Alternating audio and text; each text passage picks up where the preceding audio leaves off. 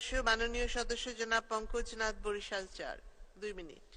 মাননীয় স্পিকার, আপনাকে ধন্যবাদ। মাননীয় স্পিকার, কথা বলার শুরুতেই আজকে 7ই মে শহীদ আসনুল্লাহ মাস্টার এই সংসদের সদস্য ছিলেন, যাকে হাওয়া ভবন আর খোয়াব ভবন থেকে পরিকল্পনা করে হত্যা করা হয়েছিল জননেত্রী শেখ হাসিনার একজন বিশ্বস্ত কর্মী। তার স্মৃতির প্রতি শ্রদ্ধা জানাই। 7ই মে বঙ্গবন্ধু কন্যা মৃত্যু ভয়কে জয় করে দেশে ফিরে এসেছিলেন। গণতন্ত্র উত্তরণী যাত্রায় তার সাহসী উদ্যোগ, সে কারণেই তাকে কারাগারে যেতে হয়েছে, নির্যাতন ভোগ করতে হয়েছে। সেখানেও তাকে কারাগারেও তাকে স্লো পয়জনিং করে হত্যার ষড়যন্ত্র হয়েছিল। সেটিও জয় করে মানুষের কল্যাণে, মানুষের ভালোবাসা শিখত জননেত্রী শেখ হাসিনা আজকে বাংলাদেশকে বিশ্বের উন্নত মডেলে পরিণত করেছেন। মাননীয় প্রধানমন্ত্রীর প্রতি আমাদের শ্রদ্ধা, কৃতজ্ঞতা, তার দীর্ঘায়ু কামনা করি।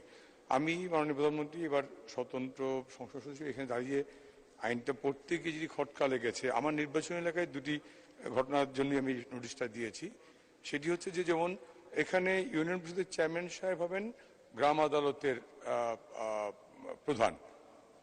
যদি ওই ইউনিয়ন চেয়ারম্যান সাহেব বিতর্কিত থাকেন, যেমন আমার মেহেন্দিগঞ্জের একটা ইউনিয়ন আন্ধারমানিক ইউনিয়নের চেয়ারম্যান, তিনিও জনপ্রতিনিধি, লোকাল গভর্নমেন্ট বডির পার্ট, একজন চৌকিদার, চৌকিদারকে পিটিয়ে হাত ভেঙে ফেললেন।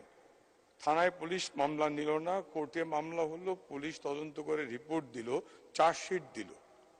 কোর্টে যাওয়ার আগেই চেয়ারম্যান খালাস পেয়ে গেলেন। অর্থাৎ সেই চেয়ারম্যান কিন্তু তার বিরুদ্ধে যে মামলা কগনিজেন্স নেওয়া হলো, তিনি হাইড করে গেলেন। ওই চেয়ারম্যানের বিরুদ্ধে চার্জশিট দেওয়ার পরে তিনি এটি কাউকে জানালেন না, না ইউনো না, ওটা সুপারভাইজ কে করবে? একই ঘটনা আছে উলানিয়া উত্তর দক্ষিণে। 16 সালে ইউনিয়ন আওয়ামী লীগের সহসভাপতিকে হত্যা মামলায় যারা আসামি ছিলেন, 16 সালের মামলায়, মামলার নাম্বারটা হচ্ছে, মাননীয় স্পিকার আমি বলি, GR 96/2016, মেহেন্দিগঞ্জ থানার মামলা। 1 মিনিট শেষ করবেন। সেই মামলার চার্জশিট দেওয়া হলো অনেক পরে এসে 22 সালে, 21/7/2022, এবং সেই মামলা কোর্টে আমলে নিল। আমলে নেওয়ার পরে এই 22 থেকে আজকে 24, এই সময়টায় কেউ জানে না, আমরা তো জানার কথাই না, ইউনিয়ন চেয়ারম্যান বা পরিষদ, ইউনিয়ন সচিব বা ইউনো, কেউ জানে না।